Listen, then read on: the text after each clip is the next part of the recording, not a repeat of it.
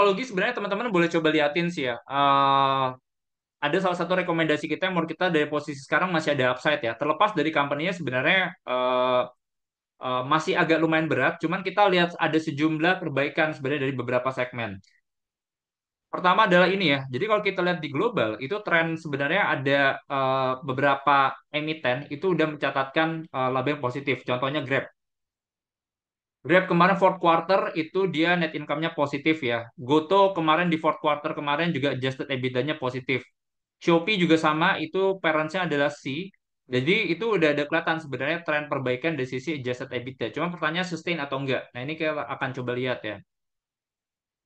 Cuman kalau kita lihat contohnya dari sisi tren itu kayak misalnya buat yang kayak on demand itu growth-nya masih ada at least sampai 14% ya. Ini yang kayak contohnya Grab, Gojek dan lain-lain.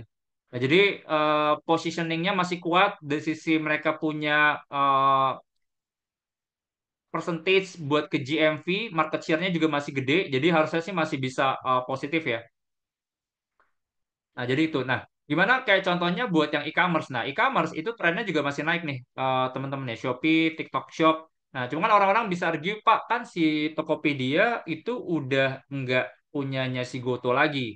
Sebenarnya nggak, bukan punya 100% lagi. Mereka masih ada porsinya itu 25%. Jadi mereka masih bisa, kalau seandainya ini transaction value-nya naik, valuasinya naik, si Goto indirectly masih bakal positif. Nah, terus yang kedua, kalau seandainya si Tokopedia dan TikTok ini secara GMV-nya naik, itu si GoTo juga masih bisa positif karena mereka dapat 0,4% dari GMV-nya itu tadi. Nah, jadi mereka masih bisa riding the wave dari yang si e-commerce-nya itu tadi. Jadi itu ya. Nah, ini cuma ngasih gambaran aja bahwa semua pemain e-commerce itu tuh udah mulai naikin fee. Jadi fee ini adalah sebagai bentuk gimana caranya mereka monetize bisnisnya itu tadi. Jadi itu sih. Cuman ya PR-nya kan sebenarnya ketika fee dinaikin, GMV-nya jadi nggak kemana-mana nih.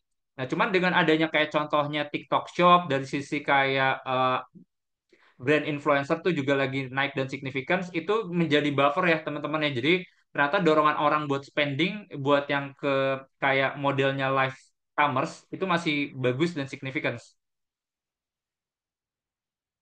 Nah, ini tren sedikit aja pembayaran dan pinjaman digital di Indonesia juga growth-nya masih lumayan ada ya.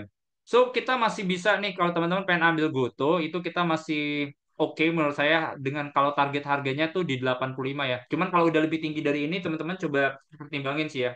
Cuman kemarin pas harganya 60, itu saya coba ambil sih karena labanya saya lihat ada perbaikan, valuasinya juga hitung-hitungan masih masuk akal gitu. Jadi kita masih bisa nih kalau buat ke Goto.